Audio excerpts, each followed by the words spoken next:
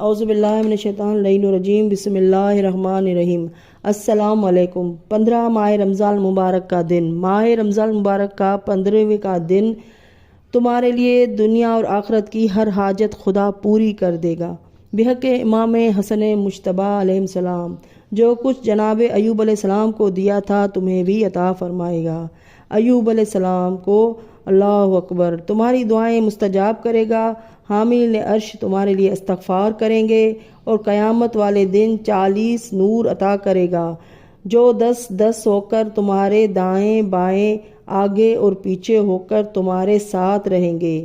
کیا پروٹوکول ہوگا آج کے روزے کی برکت سے۔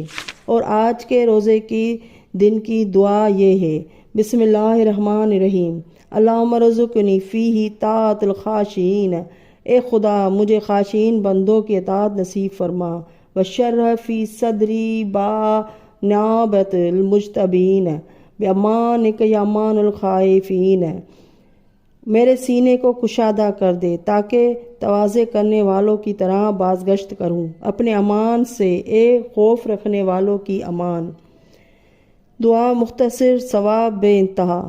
فرماتے ہیں رسول خدا صلی اللہ علیہ وآلہ وسلم کہ جو شخص بھی ماہ رمضان کے 15ویں دن یہ دعا پڑھے گا خداوند متعال اس کی 80 حاجتیں دنیا میں پوری کرے گا اور آخرت کی 20 حاجتیں پوری فرمائے گا۔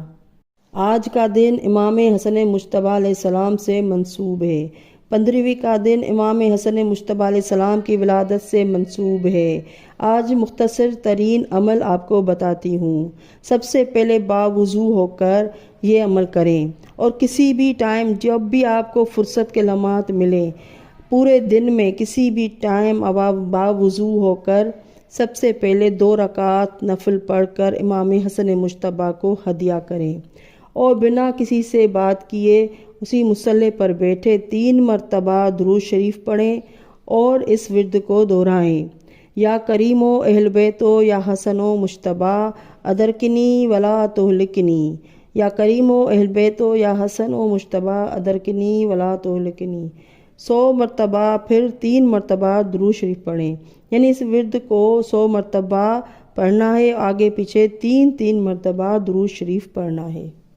مومنین اور مومنات اپنے پورے سال کی حفاظت کے لیے، بلاؤں مصیبتوں پریشانیوں کے خاتمے کے لیے، ناممکن حاجت کو پوری کرنے کے لیے، دعا کی قبولیت کے لیے، رزق و روزی بے پناہ برکت کے لیے، کوئی بھی مومن مومنات اس در سے خالی ہاتھ واپس نہیں جائے گا۔ بس اس کا ہدیہ امام حسن مجتبی کی بارگاہ میں پیش کیجیے اور اس ذکر کی تلاوت کرنے کے بعد اپنے دونوں ہاتھوں کو بلند کر کے واسطہ بحق امام حسن مجتبی کا دینا ہے، اپنی حاجتوں کو طلب کرنا ہے۔ انشاءاللہ تعالی پروردگار عالمین اپنے پیارے حبیب رسول خدا صلی اللہ علیہ وآلہ وسلم اور ان کی آل کے صدقے میں آپ لوگوں کو، مجھے، تمام مومنین مومنات کو عطا فرمائے گا۔ اللہم صلی اللہ